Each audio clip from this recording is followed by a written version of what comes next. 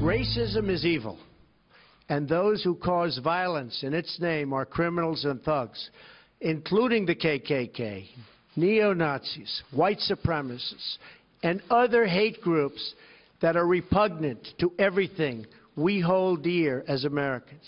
There's the president in the White House yesterday, once again condemning the violence in Charlottesville on Saturday, this time naming some of the hate groups involved. But that apparently not good enough for some on the political left.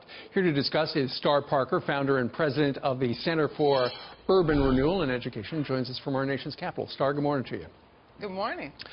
Let's start at the beginning. Did you think that the president's comments on Saturday, the day of this particular event, were too vague and not appropriate? No, actually, I thought they were very appropriate and on point. The point at that point was that the alt-right and the alt-left met in an American city over a very local issue. It escalated into a riot very quickly, and he needed to calm it down before it spread across the country. No, he was exactly on point. There is an alt-right and there is a alt-left, and this war between the two sides has been going on for an awful long time. You're describing a culture war, Star. It is a culture war. And when you think about it, David Duke, he thinks that the president is dog whistling him that we're going to go back to the Confederacy is just as wrong as the hard left that thinks that this country is not about traditions, limited government, open and free markets, and e pluribus unum, many becoming one, not the multiculturalism and diversity that they keep promoting. So there is a cultural war, and it is escalating, and so Americans must rally around the fact that we do not want to end up in a civil war. Right. We battle in the voting booth. We battled in the voting booth last November. The alt-left lost, and they are pretty upset about it.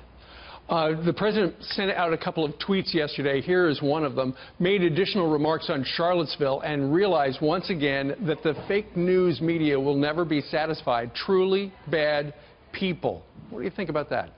I think that there is an alt-left media as well, and its challenge for us is to sort through which is legitimate media, even if they're center-left and they're mainstreamed. When you think about the alt, it is the extreme of both sides, and yes, he is not getting a fair play with the alt-left, because what he was trying to address on Saturday is very different than whether he agrees with people or people group or individuals that voted for him or not. The president did not decide who gets to vote for him. The only place that the president can speak into who does not get to vote is when that voter is illegal, not when it is a legal vote cast. So this left-wing media that has a narrative that they're going to do anything and everything to disrupt this presidency, it has to be confronted, and that's what he is doing. What do you think about Nancy Pelosi, who made this statement yesterday? It shouldn't take the president of the United States 2 days to summon the basic decency to condemn murder and violence by Nazis and white supremacists.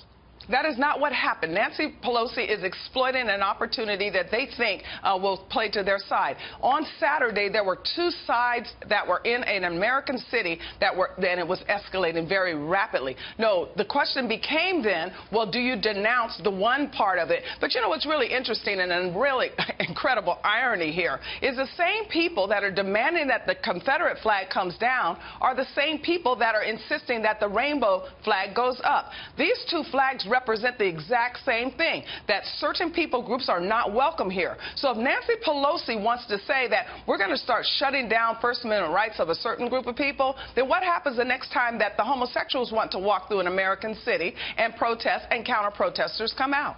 All right. Star Parker joining us today from Washington, D.C. Star, thank you very much.